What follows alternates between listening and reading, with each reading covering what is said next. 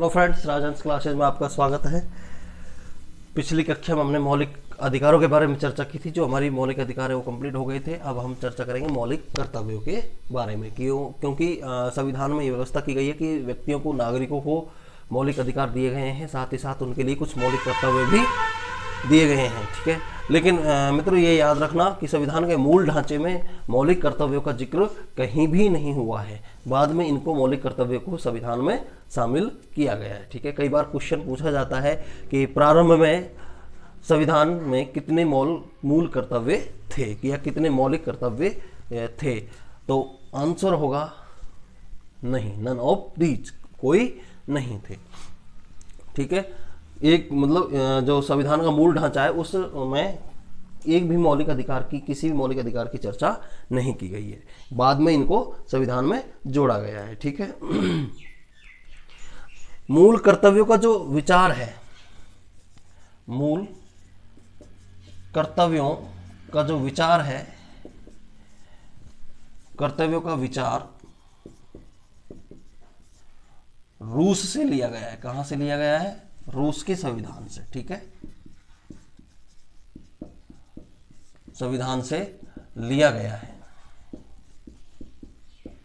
ठीक है विद्यार्थी मित्रों, कि जो मूल कर्तव्य है इनका विचार कहां से लिया गया है? रूस के संविधान से। ठीक है, मूल कर्तव्यों के लिए संविधान के पुनर्निरीक्षण के लिए मूल कर्तव्यों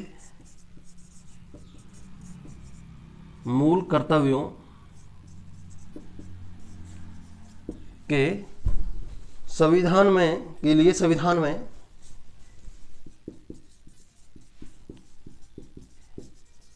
संविधान में पुनर्निरीक्षण के लिए या शामिल करने के लिए, पुनर्निरीक्षण के लिए एक समिति बनाई गई और उस समिति का नाम था स्वर्ण सिंह समिति। क्या नाम था? के लिए स्वर्ण सिंह समिति बनाई गई। कौन सी समिति बनाई गई मित्रों? स्वर्ण सिंह समिति बनाई गई। ठीक है, समिति बनाई गई जिसने इन मूल कर्तव्यों को संविधान में शामिल करने के लिए पुनर्निरीक्षण किया।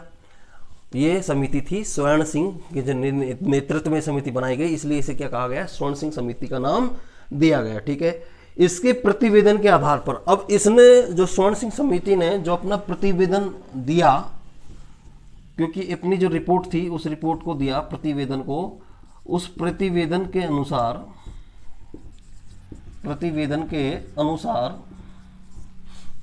स्वर्ण सिंह समिति के प्रतिवेदन के अनुसार 1976 में 42वें संशोधन के द्वारा 1976 में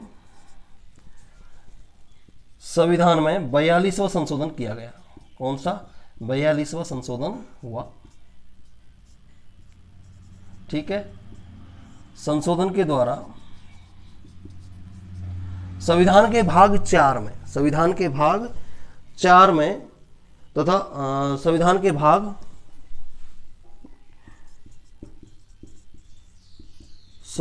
भाग 4 के कै में, संविधान के भाग 4 के कै में और तथा अनुच्छेद 5 कै में तथा अनुच्छेद 5 के कै उपबंध में इन मूल कर्तव्यों को संविधान से जोड़ा गया है। इन मूल कर्तव्यों को संविधान में जोड़ा गया है। किसके माध्यम से? कि जो स्वर्ण सिंह समिति बनाई गई, जिसने यह अवलोकन किया कि मूल कर्तव्य होने चाहिए या नहीं होने चाहिए। इसके लिए इसने अपना प्रतिवेदन दिया, रिपोर्ट तैयार करके दी, और इस रिपोर्ट के अनुसार 1976 में संविधान में 42वां संशोधन किया गया। कौन सा संशोधन हुआ? 42वां संशोधन हुआ, 42। ठीक है, और इस संशोधन के द्वारा संविधान के भाग 4 में, भाग 4 के उपबंध कै में तथा अनुच्छेद 5 के कै के द्वारा मूल कर्तव्यों को संविधान में जोड़ा गया। ठीक है, जबकि एग्जाम में क्या है कि घुमाने के लिए क्वेश्चन क्या पूछा जाता है कि संविधान के मूल ढांचे में कितने मूल कर्तव्य थे? कोई मूल कर्तव्य नहीं थे। जबकि क्यों? क्योंकि संविधान में मूल कर्तव्य को कब जोड़ा गया? 1976 में। कब जोड़ा गया मित्रों? 1976 में। कौन से संशोधन के द्वारा? 42वें संशोधन के द्वारा जोड़ा गया था। ठीक है, कौन से भाग में? 4 में। किस अनुच्छेद में? और अनुच्छेद भाग 4 के अनुच्छेद 5 क में इन कर्तव्यों को जोड़ा गया है। ठीक है, प्रारंभ में भारतीय नागरिकों के लिए 10 मौलिक कर्तव्य थे। कितने थे? प्रारंभ में भारतीयों के लिए 10 मौलिक कर्तव्य थे। मौलिक कर्तव्य थे। अब ये वर्तमान में कितने हो गए हैं? वर्तमान में इनकी संख्या हो गई है कितनी? 11। वर्तमान में कितने हैं ये? वर्तमान में 11 मौलिक कर्तव्य। कितने मौलिक कर्तव्य हैं मित्रों? 11 मौलिक कर्तव्य हैं। क्यों? क्योंकि 1986 में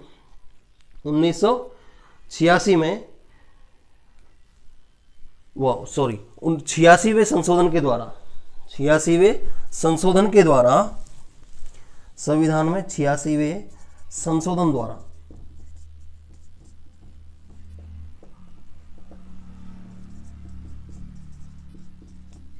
संविधान में 86वां संशोधन किया गया सन 2002 में। कब किया गया मित्रों?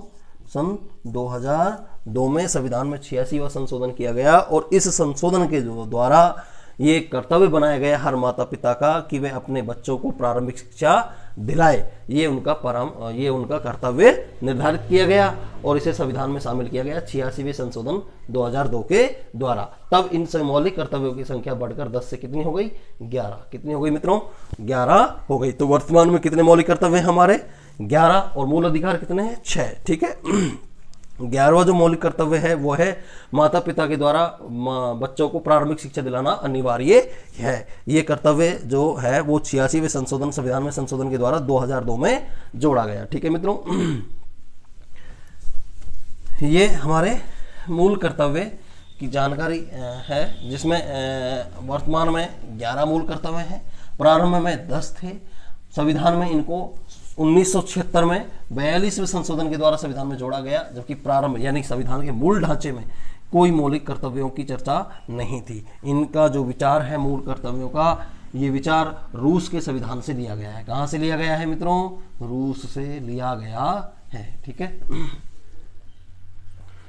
मूल जो कर्तव्य हैं, मूल कर्तव्य जो हैं, इन मूल कर्तव्यों की प्रकृति कैसी है? इन मूल कर्तव्यों की प्रकृति सलाहकार की है। कैसी है? सलाहकारी प्रकृति, यानी ये सलाह देते हैं।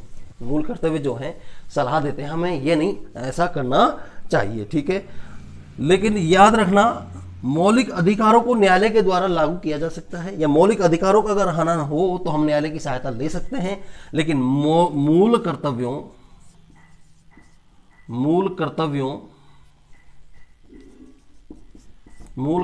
को न्यायालय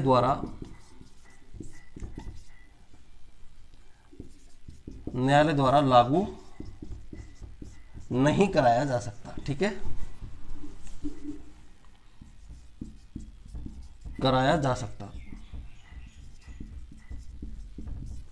ठीक है, मूल अधिकारों के लिए तो हम न्यायालय की सहायता ले सकते हैं, लेकिन मूल कर्तव्यों के लिए हम न्यायालय की सहायता नहीं ले सकते, यानी कि इनको लागू नहीं कराया जा सकता। ठीक है, अब हमारे मूल कर्तव्य कौन कौन से हैं? देखिए, जैसे पहला हमारा जो मूल कर्तव्य है वो है कि राष्ट्र प्रतीकों का सम्मान करें। राष्ट्र प्रतीकों का हम सम्मान करें, प्रतीकों का सम्मान करें। ठीक है, जैसे राष्ट्रीय ध्वज का, राष्ट्रीय गान का, राष्ट्रीय गीत का और राष्ट्रीय संविधान, हमारे संविधान का सम्मान करें। पहला कर्तव्य तो क्या है कि राष्ट्र के प्रतीकों का सम्मान करें। दूसरा है स्वतंत्रता सेनानियों का सम्मान करें। वे लोग जिन्होंने स्वतंत्रता में अपना सब कुछ न्यौछावर कर दिया, उन लोगों का मान सम्मान करें। देश की एकता और अखंडता की रक्षा करें। देश जो एकता और अखंडता, विविधता में एकता की जो प्रमुख विशेषता है भारत की, इस विशेषता की हम सुरक्षा करें तथा देश की रक्षा के लिए, जब भी देश की रक्षा के लिए आह्वान किया जाए तो हम उसके लिए तैयार रहें। ठीक है। स्वतंत्र, समानता तथा भाईचारे की भावनाओं को बढ़ावा देने, हम ऐसी कोई बात या ऐसा कोई व्यवहार नहीं करें जिससे देश की एकता और अखंडता में विघ्न पड़ता हो या उसको नुकसान पहुंचता हो। देश की एकता को बनाए रखने की वाली भावनाओं को जन्म दें। भारत की गौरवशाली परंपरा का महत्व समझें और प्राकृतिक पर्यावरण की सुरक्षा प्रदान करें। ठीक है। वैज्ञानिक दृष्टिकोण एवं मानवता का विकास करें। वैज्ञानिक दृष्टिकोण और मानवता का विकास करें। इसके साथ ही सार्वजनिक संपत्ति की सुरक्षा करें। सार्वजनिक संपत्ति की सुरक्षा करें तथा व्यक्तिगत एवं सामूहिक रूप से ऊंचाइयों प्राप्त करने का प्रयास करें। व्यक्तिगत रूप से सार्वजनिक ऊंचाइयों को प्राप्त करने का प्रयास करें। ये 10 मूल कर्तव्य थे। ये 10 मूल कर्तव्य थे प्रारंभ में। 86वें संशोधन 2002 के द्वारा, संविधान में जो 86वां संशोधन किया गया 2002 में, इस संशोधन के द्वारा 11वां मूल कर्तव्य जोड़ा गया कि माता पिता अपने बच्चे के लिए ये प्रारंभिक शिक्षा की व्यवस्था अनिवार्य रूप से करें। ये 11वां मूल कर्तव्य था। ठीक है। अब मैं आपको मूल कर्तव्य से संबंधित कुछ महत्वपूर्ण तथ्यों के बारे में बताता हूँ। ठीक है। मूल कर्तव्यों से जुड़ी हुई कुछ महत्वपूर्ण जानकारी। अनुच्छेद 21, अनुच्छेद 21, ठीक है। ये नागरिकों के लिए बहुत ही महत्वपूर्ण अनुच्छेद है, 20 और 21। ठीक है। भारत के नागरिकों की विदेश यात्रा के अधिकार का संरक्षण देता है। अनुच्छेद 21 जो है ये भारत के नागरिकों के लिए, ये भारत के नागरिकों के विदेश यात्रा करने के अधिकार को संरक्षण देता है। अधिकार को संरक्षण देता है। कौन सा अनुच्छेद? अनुच्छेद 21। ठीक है।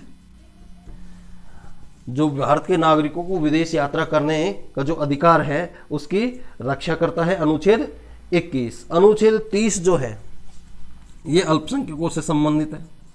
अनुच्छेद 30 अल्पसंख्यकों से संबंधित है और इस अनुच्छेद के द्वारा इनको, अल्पसंख्यकों को यह अधिकार दिया गया है, अल्पसंख्यकों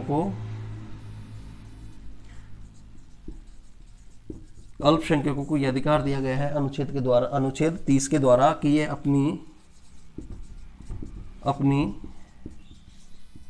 मनपसंद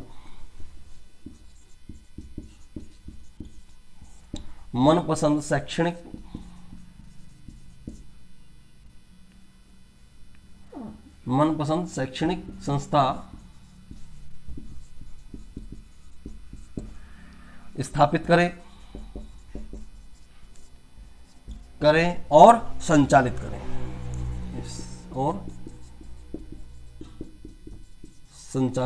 करें। ठीक है। अनुच्छेद जो 30 है वो अल्पसंख्यकों से संबंधित है। इसमें इनको शैक्षणिक संस्था स्थापित करने और संचालित करने का अधिकार दिया गया है। ठीक है। अनुच्छेद 32 को संविधान की आत्मा कहा जाता है। क्या कहा जाता है मित्रों? संविधान की आत्मा। और इसे सर्वप्रथम नाम दिया था, या संविधान की आत्मा जो कहा था वो कहा था डॉक्टर भीमराव रामजी अंबेडकर ने। ठीक है। क्यों? क्योंकि इसमें संवैधानिक उपचारों के अधिकार जो है, मौलिक अधिकार, उसकी चर्चा की गई है। ठीक है। 1991 में, 1991 में तो ये कुछ अनुच्छेद थे जो संविधान में मूल कर्तव्य में विशेष रूप से शामिल हैं, कि जैसे अनुच्छेद 30 के द्वारा मौलिक अधिकार और मूल कर्तव्यों के द्वारा के माध्यम से अधिकार दिया गया है अल्पसंख्यकों को कि वो अपने मनपसंद की शैक्षणिक संस्था स्थापित करें, उनको संचालित करें। 1991 की बात करें हम, 1991 में सर्वोच्च न्यायालय ने जीवन के अधिकार के तहत, सर्वोच्च न्यायालय ने जीवन के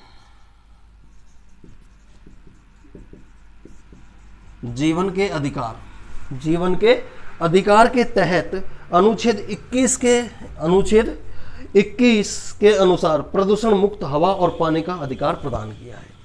कौन से अधिकार थे? 1991 में सर्वोच्च न्यायालय ने अनुच्छेद जीवन के अधिकार के अनुसार या जीवन के अधिकार के तहत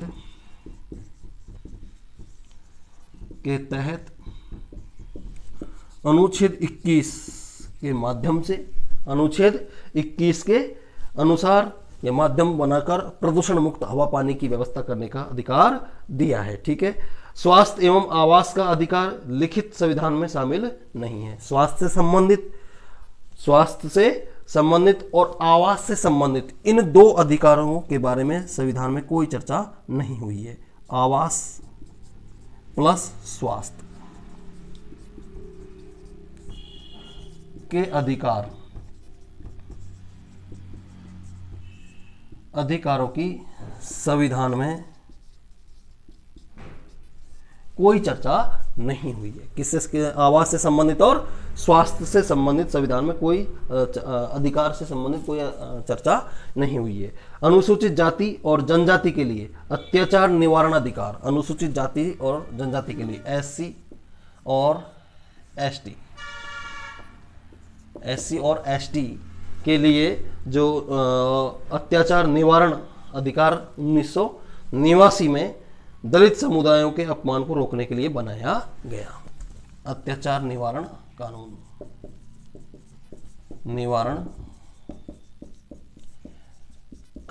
ठीक है। कब बनाया गया ये? 1989 में। कब बनाया गया मित्रों? 1989 में बनाया गया। ठीक है। दलित समुदायों के अपमानों को रोकने के लिए ऐसा ये कानून बनाया गया। ठीक है। कब? 1989 में। ठीक है। तो मित्रों ये थे हमारे मूल कर्तव्य, जिनकी संख्या 11 है। इनका विवरण संविधान के प्रारंभ में या संविधान के मूल ढांचे में कहीं नहीं है, और इनकी जो प्रेरणा है, ये विचार जो है वो रूस से लिया गया है। ठीक है मित्रों। तो आज की इस क्लास में इतना ही। वीडियो आपको अवश्य पसंद आई होगी तो इसे अधिक से अधिक संख्या में लाइक करें, शेयर करें और सब्सक्राइब करें। ठीक है।